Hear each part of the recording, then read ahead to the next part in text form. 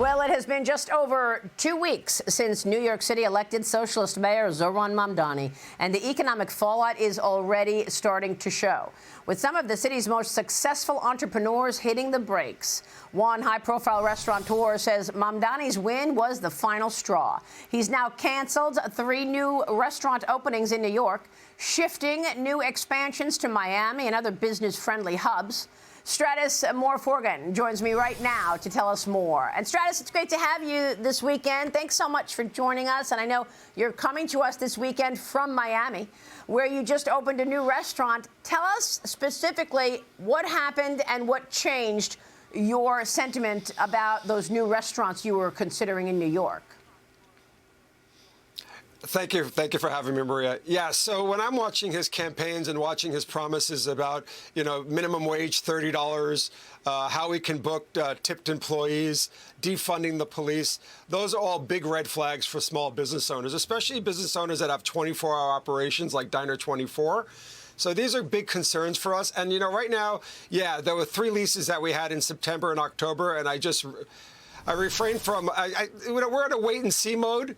And we're going to wait and see if he can keep these promises. And if he can, we're not going to sign any more leases in New York City. What's the impact here? Because, he's got the $30 minimum wage for fast casual. You said that's a death shot. He's talking about overtime being gone. Staff is going to be forced to get 2 jobs, you say. What are some of the policies that you've heard out of Mamdani that scare you the most?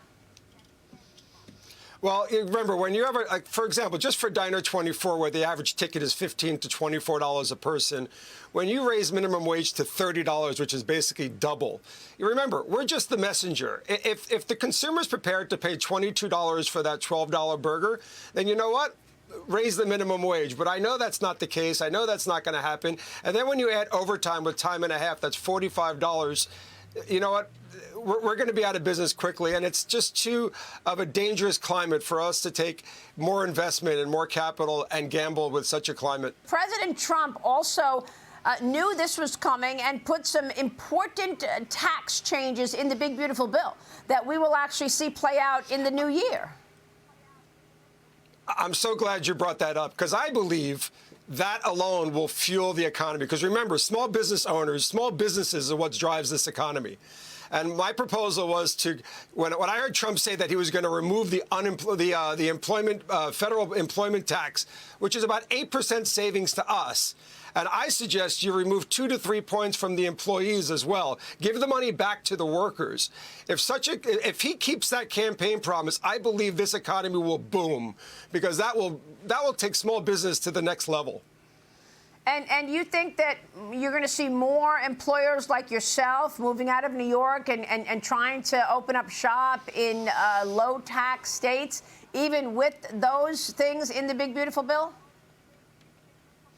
Yeah, because remember, every invoice I get from my vendors from the tri-state area, I have a congestion tax, I have a fuel tax, and one other thing that we really need to get under control is fuel costs. Because fuel costs, especially in hospitality and in food service, fuel costs is completely connected to inflation. We see it in our invoices, we see it in our bills. Everything is connected to fuel. Now, another thing, the city with de Blasio, they added a 6% rent tax for anyone over $20,000 a month, which is most of us in New York City. We are being taxed to death. You're talking about somebody who wants to replace police officers with social workers. What is that going to mean for the restaurant industry? We call 911. If they're not going to show up for an hour or 2, there's no way I'm going to put my staff out there in danger of not having that protection. Hell with it. 24-hour operations come to an end. Yeah, really great points all around. Stratis, thanks so much. We'll be watching your work largely in Miami right now. Thank you, Stratis. Stratis Morfogen joining us this weekend.